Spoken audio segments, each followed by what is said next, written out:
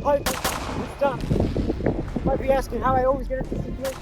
It might be because of that. But come on, man. It wasn't even that bad. Well, looks like there's no room for negotiations right now.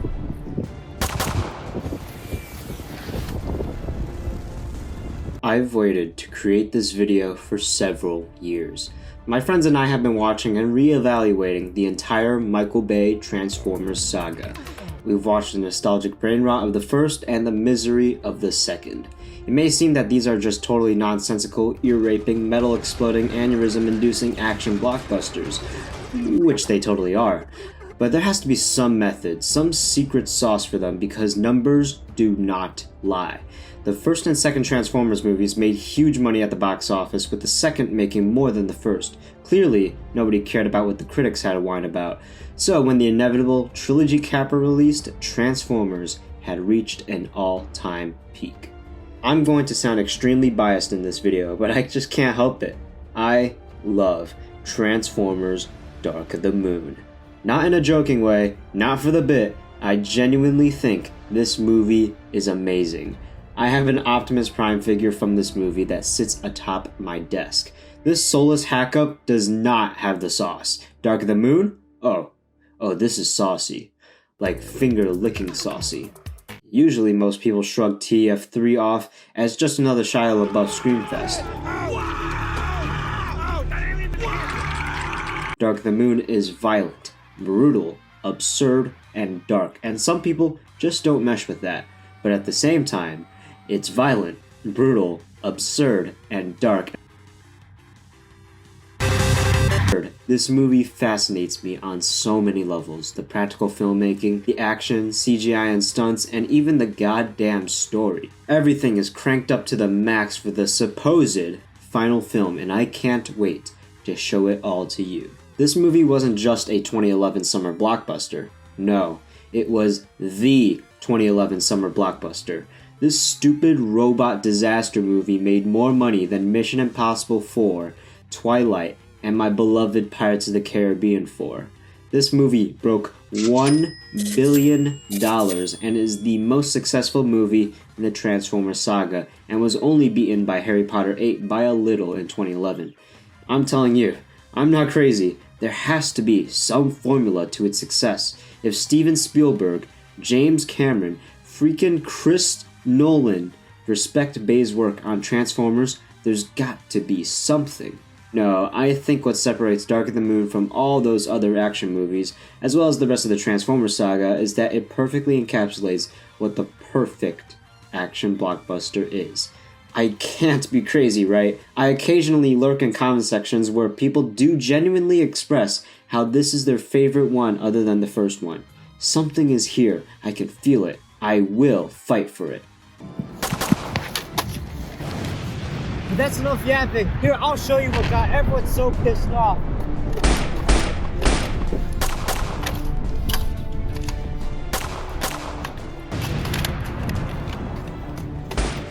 This is a retrospective reaction and review of Transformers Dark of the Moon. Number one reason why everyone's so pissed off, Megan Fox is gone. Whose ass shots is Michael Bay going to take now? Well, say hello to Rosie Huntington Whiteley, something like that. Who the hell is that? Megan Fox was let go of Transformers 3 because of her comments comparing Michael Bay to Hitler. Surprisingly, Bay just shrugged it off as Megan just being Megan, but Spielberg had enough and told Bay to fire her instantly for her Hitler comment. So even though in Revenge of the Fallen she finally, truthfully professed her love to Sam, what if she dumps us like the last girl? What? Excuse me, later. So now we get Sam's new girlfriend, Carly. She's pretty, she's hot, but she's also British, so she's instantly worse than Michaela. Sam, I'm sorry, but you don't deserve any of this. It should have been me! Other than that, what other context do you need? The racist Transformers are gone. I'm so sorry to that one fan. Anyways, it's time to finally watch the movie and see why it's perfect. Please don't come to my house with pitchforks. I can't wait for that building to blow up, and that building, and that building, and that building, and that building, and oh, and that building. You like Megan Fox? She's not in this one. But you like Megan Fox. If this message comes across to you, you've been in a coma for 20 years. Bumblebee doesn't support Medicare. How do you feel about big-ass robots killing each other? I mean, that's why I'm here. It's why I signed up What do you think about Megan Fox? I signed up for Megan Fox blowing up the Blue Cross and Blue Shield. Isn't this supposed to be the dark side of the moon? No! No way! Because it looked pretty fucking bright. Transformers 3 is all about building stakes to make the climactic battle in Chicago feel that much more grand. I say the first point of how this is such an epic blockbuster is that it links prior global events to generate that grand feeling. This time it's the space race. Instead of racing for the moon, the US and the Soviets are really racing for the alien ship. The film immediately connects what we've established as an important event and weaves it throughout the entire movie, giving us the sense that what we already knew in reality was much larger than it seemed. Kill them all. With pleasure. Of course, that signature Transformers angst kinda ruins the vibes, but if you look past that, it all sloppily comes together like a big puzzle. All of that slow, interesting buildup of countless deaths leads into the final act of the movie. And, oh, we'll get to that eventually. Guys! I can't believe I was right. Cinema. Obama! Run that shit back! Run that shit back! That is not Obama! I'll be real. I kinda like Sam's story in this one. Is he still funny? Yeah. Is he still annoying? Oh yeah. But it's his central motive in this movie that makes me connect with him more. By this point, Sam has saved the world twice and is doing the hardest thing a man can do. Be employed. He can't find a job, the military doesn't need him, later on his girlfriend doesn't need him, and even his car doesn't need him. He is lost, and is trying to find where he fits in all this. He's not some robotic god, he's not a soldier, he's just a kid who just so happened to buy a Transformer. It's probably because I'm currently in this phase of life, but Sam's trying to find who he is and why he matters. Sam wants to be in danger, he doesn't know who he is without it. I just want to matter. You matter to me. He thinks he ain't good enough for anything, but he wants to do his part. The story wants us to root for this bratty little kid, and damn it, it got me. Does he still bitch and moan everywhere? Yes. Yes, he does. But I can appreciate everything Sam does in this movie because I understand where his mind is. Maybe that's actually another reason why this is such an epic blockbuster. It makes our main characters feel so small that it feels so good when they actually succeed. When Sentinel Prime, Optimus Prime's mentor and former leader of the Autobots, betrays everyone to side with the Decepticons, is a huge power shift. At first it seems, oh, the puny Decepticons can't ever control Earth. They failed miserably twice by now, and Megatron is literally losing his mind. There's no way— Oh, they actually did it. Now it's the humans and the Autobots that feel so small, so outnumbered with their morale in the depths. The scene where Sam and Ebbs just cruise through the ruined streets of Chicago with Linkin Park playing in the background just hits different. Like, this is what I want to see in a Transformers movie. Is this even the same movie at all?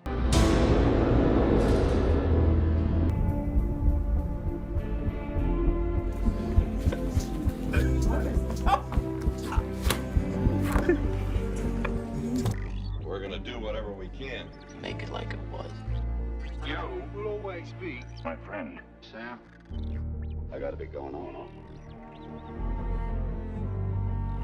It all feels hopeless, which is why when the battle progresses further, it feels that much more epic. Because our small ragtag team of heroes is growing stronger as they progress and inch ever so closer to their goal. That's how they build excitement. Heck, even Sam and Dylan's conflict, the hot rich dude versus the annoying little bitch, that's how they build the feeling of David versus Goliath. When the Autobots get blown up, yeah, of course they're not dead. But oh my god, look what's happening without them. So when they finally return, that moment can feel really powerful.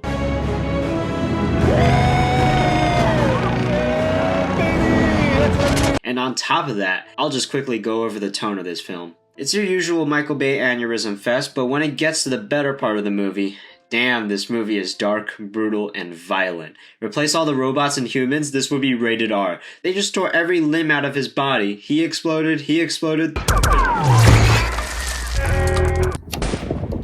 floor right now. Even I can say that's messed up. It all feels so dreary and desperate, like humanity just barely clinging on to life. But when they start to get the upper hand, I mean, just listen to the music, man.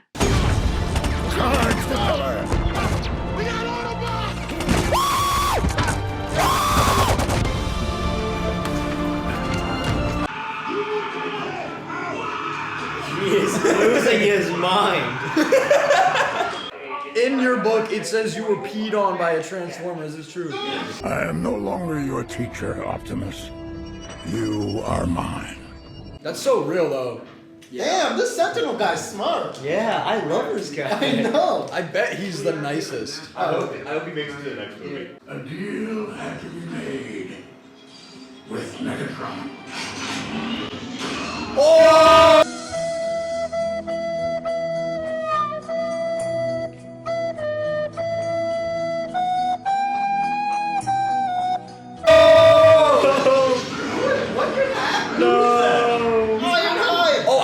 Scene because he like rusts away, yeah. No. My favorite character. My favorite character. He seemed to suck like such a respectable dude. No. I just left him. Oh my god. Did he kill Optimus? Nah, he killed the black one, the Ironhide. The real weak black one. The cool one with the guns. The one that was like the one that. No. What the fuck? I don't think Michael Bay likes Abraham Lincoln. Does Michael Bay? Why is he eating his head? I don't think Michael Bay likes Michael Bay. Yeah, definitely. Oh no, guys, they're all dead. Oh, bullshit, they're all falling back to Earth as we speak. Chicago!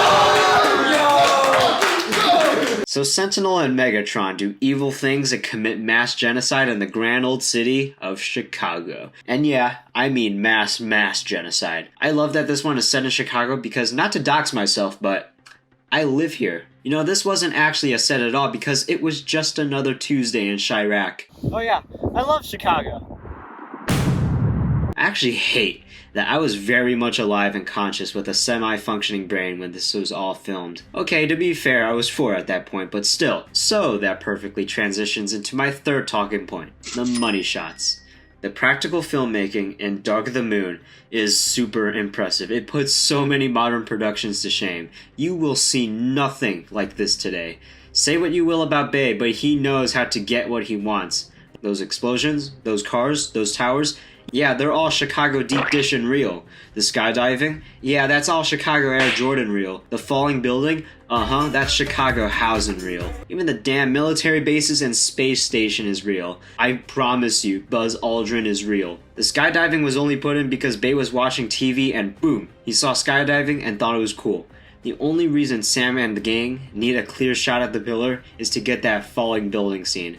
But anyways, on top of the fact that those shots were real, they felt exciting because they were real, and they were the money shots. Normal people don't watch YouTube videos of people complaining that there's too many ass shots. They just look at a trailer and go, huh, that's cool. If you want a great action movie, there has to be that thing that separates you from the rest. On top of transforming robots killing each other, you have transforming robots in a car chase. A giant worm crushing a falling building with people inside. Soldiers skydiving in a war-torn Chicago. And yes, robots killing each other.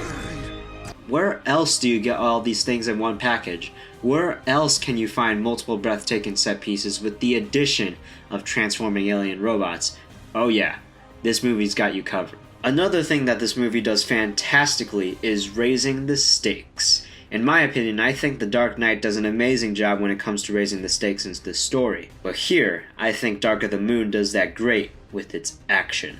At first it feels like just another Sam Witwicky and friends committing manslaughter kind of time. It's only until Sentinel kills Ironhide, my beloved, does everything turn on its head.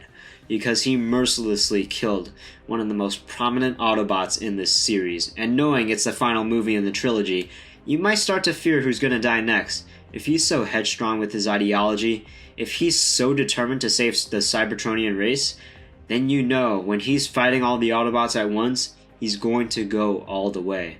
It also starts to get really suspicious when a couple more prominent Transformers start dying off during the battle. You just don't know who will come next. Also, Sentinel murdered the twins off screen, so I love you, Sentinel. After brutally murdering Wheeljack, like holy shit, when B's about to get killed, you do feel that question popping up in your head. Like today, oh, he doesn't die, he shows up in literally every other movie. But keep in mind, this was supposed to be the last one. You don't know what will happen. And in terms of action, well, it gets crazier and crazier. Again, at first, it's a fun little Mexican standoff, and then bam, another Chicago summer. And then we're skydiving now. And then we're falling now. And then we're taking the fight to them. And then we're fighting our master. It all ramps up and keeps everything moving and engaged. I already talked about the great action scenes in this movie, but damn it, they're so cool. This is easily the best part of the movie and the best part of the Transformers saga. It's so exciting. The dynamic camera, the CGI, the music.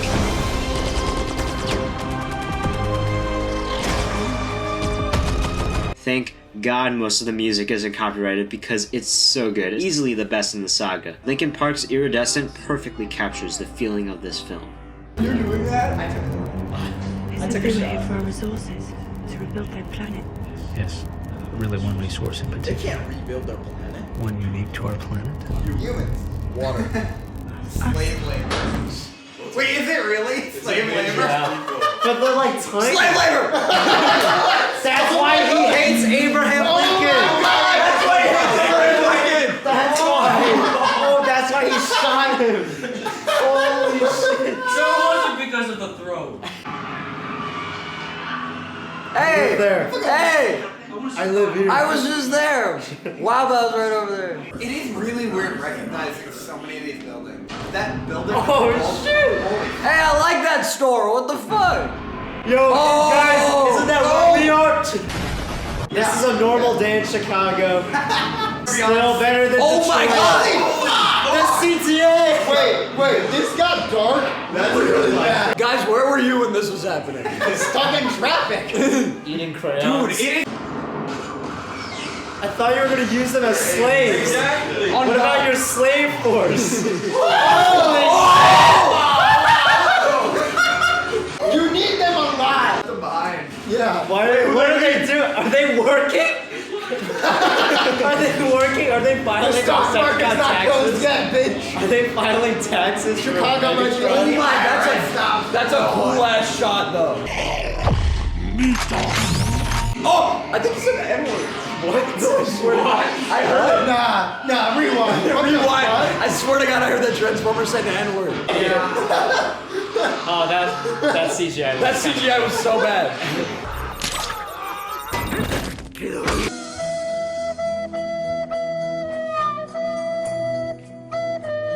We can't get across the river to that building, and the Autobots are upstairs surrounded. Bro, just swim. Just swim, dog. I mean, you know. No, they killed Einstein. Oh, he was in the movie for 2 minutes. Bumblebee can like. Oh, shit. Oh, my God. That's stupid. Rip SpongeBob. Why is he so mean? Holy damn. I just want to touch on the last thing that makes this movie great, and that, once again, is the final battle, but also the story of Sentinel Prime, as well as the surrounding characters. Sentinel is a fallen hero, a Prime who's lost his way. He's depicted as Space Jesus at the beginning. His theme perfectly encapsulated his arc throughout the movie. The duty of a Prime is to protect all life and defend freedom, even if it meant the destruction of the Cybertronian race. Optimus, his successor, fulfills this role perfectly and even dies for a greater cause than him. Sentinel loved his brethren, which was unfortunately his downfall. He prioritized saving his kind over the humans. He sacrificed everything he was to save Cybertron. From what he's seen, the humans only prioritize themselves and see the Transformers as just machines. He failed to see that the humans that he pictured were no different from the Cybertronians and him. And the funny thing is, eventually, He was right, and it even became an eerie reflection of what Optimus was to become. He's easily the most interesting villain in the Transformers saga who met a tragic end. All he wanted was the survival of his race, and yet in the process, he lost everything he loved, and himself.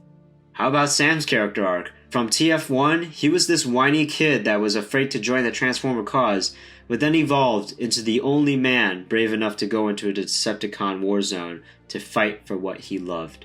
He grew from someone with a lost sense of purpose to proudly proclaiming his place in the world. Mr. Messenger.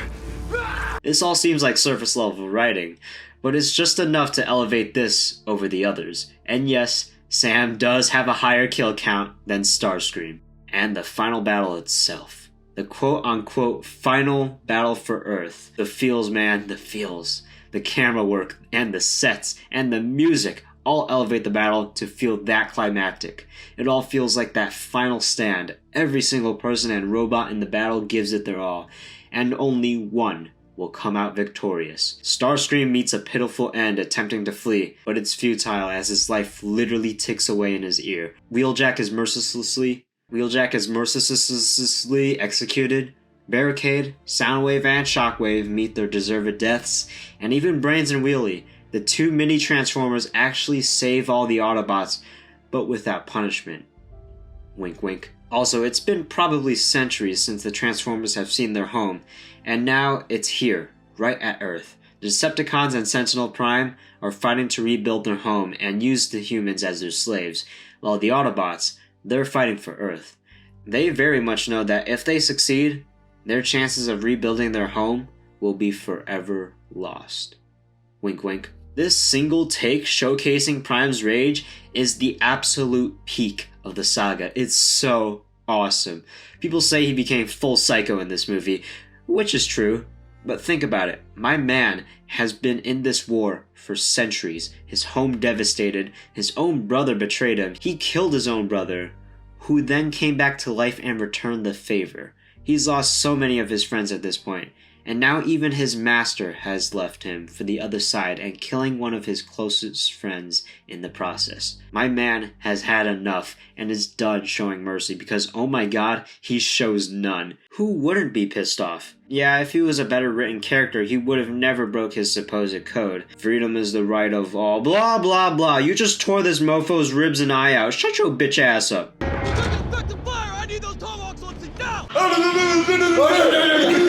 to the fire! Flanking right! Lost in the sun! I need a deep throat of banana ASAP! Cover my ass like your dad did last night! Wanna see how I know they just command F'd and replaced Michaela with Carly? Carly going up to Megatron's face and telling him he's a bitch is such a Michaela thing to do. Actually, I've only said the name Megatron a whole 2 times in this video. What's he been up to? So after his embarrassing defeat in Revenge of the Fallen, he's been slowly repairing himself to fight another day. Many of his body parts have been replaced, and he's finally adopted a human vehicle form out of necessity. His head, though, is still being repaired and has left him crippled throughout the entire film. Briefly going over his plan, he made a deal with Sentinel before the war ended to rendezvous on Earth. So too bad the Decepticons friendly fired him. Idiots. So it just so happened that Megatron found the cube and was supposed to rendezvous on Earth anyways. 2 for the price of 1. Turns out he was really bad at space driving and got into a little accident. Centuries later, Sentinel's ship finally ragdolls onto Earth's moon. They both somehow got to Earth in completely different ways. But yeah, Megatron's been sidelined hard and is slowly realizing he's losing control of his people. Carly just knocks some sense into him because what happens next changed history forever. Carly saved Earth. No! Oh! Megatron's like, I want to kill him, me! Wait, did he just actually kill him? Okay. Oh what the fuck? He told me he was weak! Mega, yeah! He couldn't even stand! And then he just fucking annihilated the dude who beat up. No. Mr. Messenger. Oh shit! Oh shit! That dude is dead! He is a murderer! Who would you be without me, Prime? Time to find out. What is this? What the fuck? You just lost an arm! You didn't betray me. You betrayed yourself. No, please don't shoot me in the head, Optimus. We did it, guys. We killed them all. Dude, Optimus scares me. He just was the soul. We killed them all, There's guys. a genocide of half of his own people. As hilarious as that ending was, it wasn't the true ending. Because in fact, Megatron was never supposed to die. That truce was indeed going to happen and would see Megatron and Prime team up for one final fight against Sentinel, which would lead them to victory. Megatron would then proclaim his exhaustion of the war and agreed to end it all as he vowed to take his remaining Decepticons back to Cybertron and dedicate their lives to rebuilding instead of destroying. And so he and Prime parted ways, whereas the Autobots would live among the humans, finally in peace. There's no doubt that this was a much better and definitive end. It's a shame that Amazon ruined it all. They accidentally leaked the original ending through the comics on their site to a not-so-happy Bay. Out of spite, I guess, he decided to completely change the ending where Prime goes complete psychopath and commits several war crimes, killing both Megatron and Sentinel with brutality and one-liners. This man is a criminal. This man is my childhood hero. You betrayed yourself. No, Optimus! Please! Please! Fuck! Oh my god! He just murders everybody! We beat them until they couldn't stand up anymore. This train's still going! It's on fire! But it's still going! But the day will never come that we forsake this planet and its people. More Linkin Park! That is such a The movie just ends like that? That's the end. That was supposed to be the end of the Transformers trilogy. That's it? Like, it ended so abruptly. Yeah. Michael Bay! You know what? If he didn't put his name... Here's to you, Michael Bay. Fuck you. Good. Fuck you, Michael Bay. You made 2 more damn movies. And now we have a title. And so, it is finished. They beat their enemies down until they could no longer even raise a pinky. Sam and Carly confess their love with their wingman Bumblebee at their side. The Wreckers, Mirage, Sideswipe, and Ratchet are all that stand. Prime looks upon the aftermath solemnly and relieved. It's over. Finally. Cybertronians and humans can finally live in peace forever. And that's how the Transformers trilogy concludes. Wink wink. You all probably think I'm insane, but I love this movie. This was my childhood, my religion, next to Pirates of the Caribbean, of course. Obviously, it's not the best film around, but there was always something that kept millions entertained and coming back. There had to be a reason why it still resonates with many today. I'm asking you to do what I do. I'm asking you to look at all the junk and see the treasure. Oh my god, there's another one. I know it's not perfect and not everyone's cup of tea, but I think Transformers Dark of the Moon is an action masterpiece and the peak of the Transformers saga. There's a lot to like and dislike about this film, but can we all just come to a consensus that we just see and appreciate different things in movies? Oh great, it worked! A ceasefire. Well, okay. Now that we've all come to a consensus, can we all just, you know what? Screw that. I can't wait to watch Transformers Age of Extinction.